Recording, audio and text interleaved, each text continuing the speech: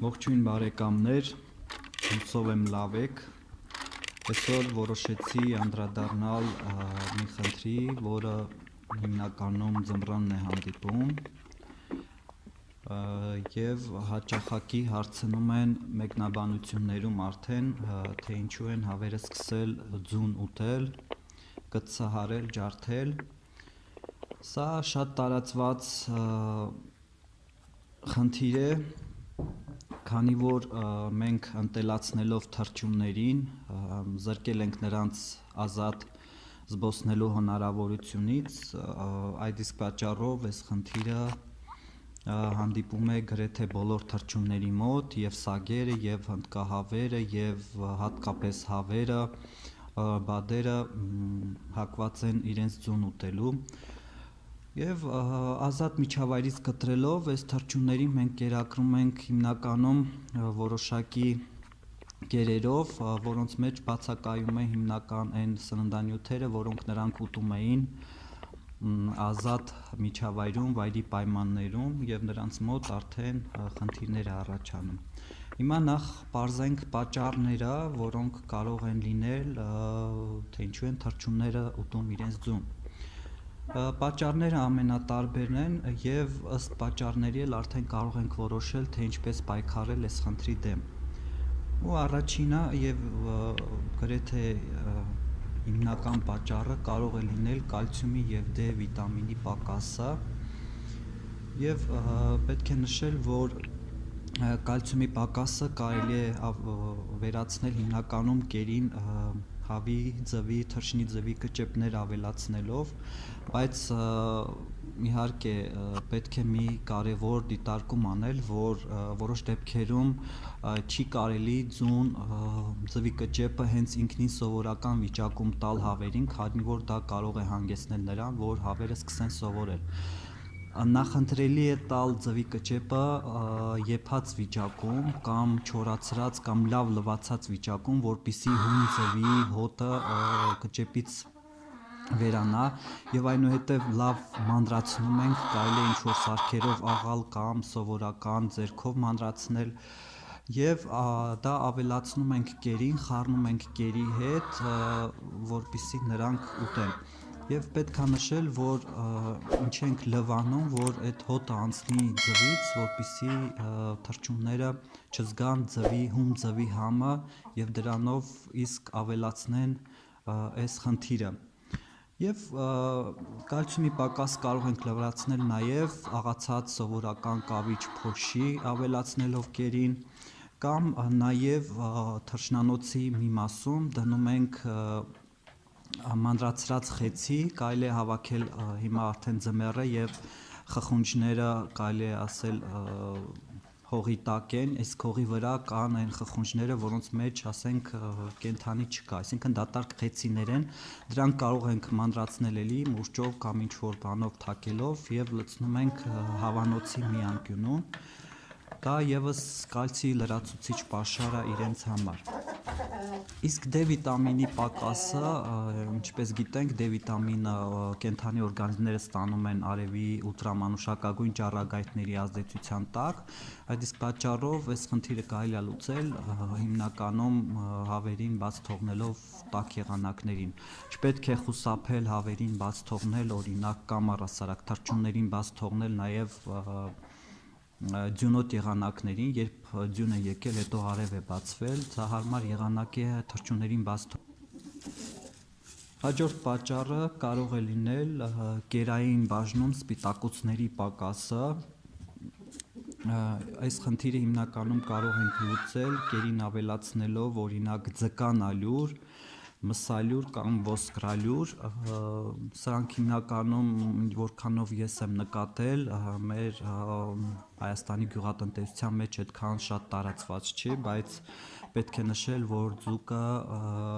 ինքը սպիտակուցների մեծ պաշար է եւ այլ երկրներում ձկնային տնտեսությունները իրենց մնացորդները աղում են եւ դա վաճառում են որպես անասնակեր, նույնը կարելի ասել նաեւ մսի վերամշակման գործարանները վերջին տարիներին օրինակ Հայաստանում այս կուլտուրան եւս մշակվել է, այսինքն մսից մնացած ոսկրերը եւս կաղում են իրենք եւ վաճառում են, դա արդեն սկսել են ներկայիս գյուղատնտեսական խանութներում վաճառել օրինակ ոսկրալյուր, ձկանալյուր, ինչը կարելի է խառնել գերի հետ եւ տալ թռչուններին։ Բայց սպիտակուցների պակասը կարող ենք նաեւ լրացնել թռչուններին կերակրելով կաթով, կաթնամթերքով, պանրի շիճուկ տալ հաճախակի կաթնաշոր, իհարկե կաթնաշոր տալը շատ թանկ կլինի, բայց հնարավոր է խանութներ լինեն, որտեղ վաճառեն ժամկետնանց կաթնաշոր, կաթնամթերք, իհարկե ոչ աղի պանիրներ եւ դա տալ կերակրել թռչուններին։ Եվ նաև կերին կարող ենք ավելացնել նաև ճարպեր, հիմնականում ոչխարի, խոզի կամ կովի ճարպեր, սա կարող ենք օրինակ սնունդից մնացած յուղեր տալ կամ եթե օրինակ միս ենք մորթել, որի վրա կան ճարպեր, որոնք պիտանի չեն սնունդում օգտագործելու համար, դրանով կարող են կերակրել թռչուններին, մոտավոր այսպիսի հաշվարկ կա, 25 գլուխ թռչնին կարելի է շաբաթական տալ 400 գրամ ճարպ յուղով կերակրել եւ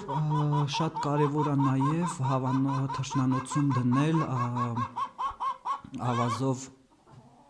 լցված փոքր աման, որպեսզի թռչունները ուտելուց հետո հնարավորություն ունենան ավազ ուտել, դա օգնում է նրան, որ նրանց մարսողությունը լավանում է, կատարում է մարսողությունը, այսինքն փոքր քարերի միջոցով իրենց մարսողությունը նորմալ ընթացք է ստանում։ Եվ անցնենք հաջորդ պատճառին, հաջորդ պատճառը, որ թռչուններն ուտում են իրենց ձվերը, կարող է լինել ոչ ճիշտ լուսավորությունը։ Առհասարակ վառ լույսերը, վառ լուսավորությունը թռչունների մոտ առաջացնում է այսպես գրգռվածություն եւ նրանք սկսում են կծահարել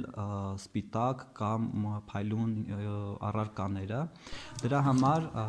թռչունների թռչնանոցի լուսավորությունը պետք է ճիշտ լինի, ոչ շատ վառ, ոչ շատ մութ, որպեսզի նրանք հնարավորություն ունենան ազատ շարժվելու եւ նրանց մոտ չառաջանան նման խնդիրներ։ Եվ հատկապես ձմռանը շատ կարեւոր է թռչնանոցներում միացնել, եթե օրինակ զբոսանքի հնարավորություն չկա, թռչնանոցներում կարելի է ինֆրակարմիր լամպեր միացնել, որը նաեւ ջերմության լրացուցիչ աղբյուր է։ Եվ պետք է նաեւ անդրադառնալ հաջորդ խնդրին, որը ոչ թռչնանոցի ոչ ճիշտ դասավորություն եւ նեղվածքն է։ Հիմնականում թռչունները սկսում են իրենց ձուն ուտել, երբ թռչնանոցում նեղվածք է, նրանք չեն կարողանում ազատ տեղաշարժվել եւ կարելի ասել, որ թռչնանոցի նեղվածքը հանգեցնում է նրան, որ թռչունները օրինակ երբ ձու պետք է ածեն, օրինակ հավերը, նրանք սկսում են մի բնում ածել, այսինքն ածելու տեղը կարող է լինել քիչ եւ նրանք իրար վրա ածեն եւ նստելով ձվերի վրա, ձվերը ջարդեն եւ ջարդելուց հետո արդեն սկսում են ուտել եւ նրանց մոտ սովորություն է դառնում։ Դրա համար պետք է մի քանի ածելու տեղ դնել, բայց քանի որ հավերը որոշ դեպքերում օրինակ հակված են բոլորը մի տեղ ածել, ինչպես օրինակ իմ դեպքում է, իմ հավանոցի դեպքում է, կարելի է ուրիշ եթե ցանկանում եք օրինակ հավերը ուրիշ տեղ ձու ածեն, ապա կարող եք այդ տեղը սարքել եւ այնտեղ մեկ փորձնական ձու դնել, որպեսզի դա գրավի հավերին կամ մնացած թռչուններին եւ այդպես սովորացնել նաեւ թռչուններին ածել այլ տեղերում, որպեսզի իրար գլխի չլցվեն ու չվնասեն ձվերը, որից հետո նաեւ չսկսեն ձու ուտել։ Եվ պետք է նշել, որ ածելու տեղը պետք է լինի փափուկ, ընդարձակ, որպեսզի ձվերը այսպես չջարդվեն ածելու ընթացքում։ Եվ հիմա ինչ անել, որ վերանա այս խնդիրը, ածելու եւ ուտելու խնդիրը, ձվերը ուտելու խնդիրը, մենք պետք է ես ձեզ ներկայացնեմ մի մեթոդ, որը ինձ ասել է հին հմուտ թռչնաբույսներից մեկը, նա ասում է, որ խմորից գունդ ենք սարքում եւ իրա վրա աղ ենք լցնում եւ